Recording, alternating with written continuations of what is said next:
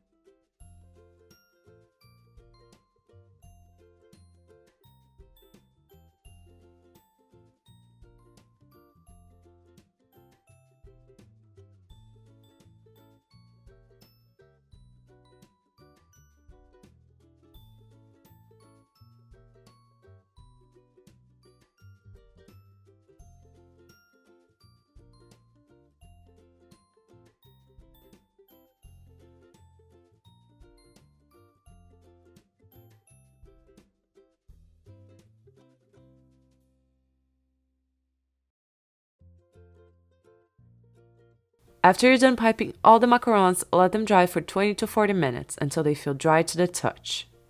That's when you can bake. I baked mine at 325 Fahrenheit. Baking time and temperature vary depending on your own oven.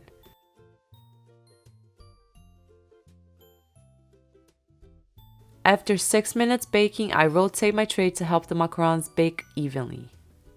Not everyone has to do that. Again, it depends on your own oven. Bake for another 3 minutes. You want to have your hard candy prepared at this point. Here I have some transparent Jolly Ranchers. You can use any candy you like. I wanted a clear candy so you could see the inside of the hearts. Place 2 Jolly Ranchers inside of each heart. Depending on the size of the candy you're using, you might need 3 or 4 pieces of candy. Try to do this as quickly as possible so you don't lose a lot of heat in the oven. I've made this experiment several times. This is my 3rd time testing for this recipe, and it was not an issue to leave the door open while doing this. The macarons baked just fine after. And you could also use isomalt for the window, and you would pour it in after the macarons were baked.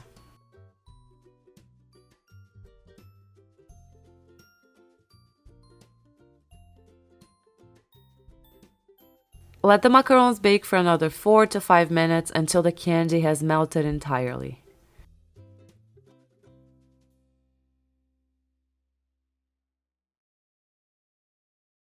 If the candy hasn't spread out totally to the outlines, you can use a spoon to gently spread the melted candy around.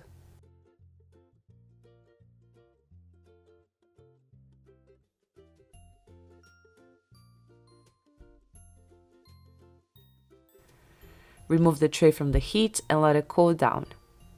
Just 10 minutes later, you'll be able to handle the macarons. How cool are these?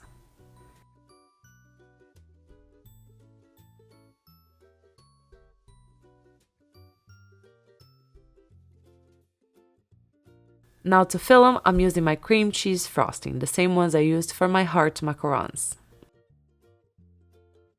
Pipe it around the edges of the shells.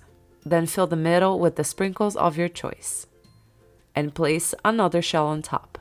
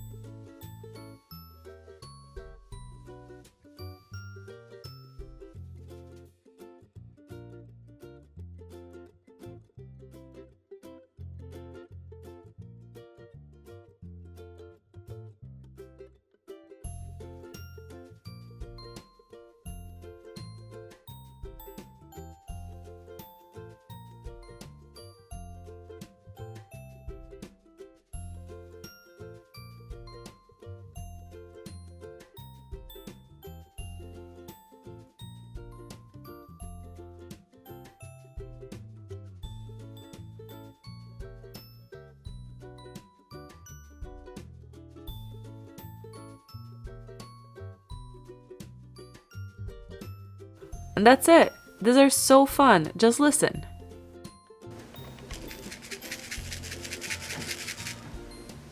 And they're also great to eat. The candy layer melts in your mouth with the macaron and the frosting. I hope you enjoyed today's video. Thanks for watching. Bye.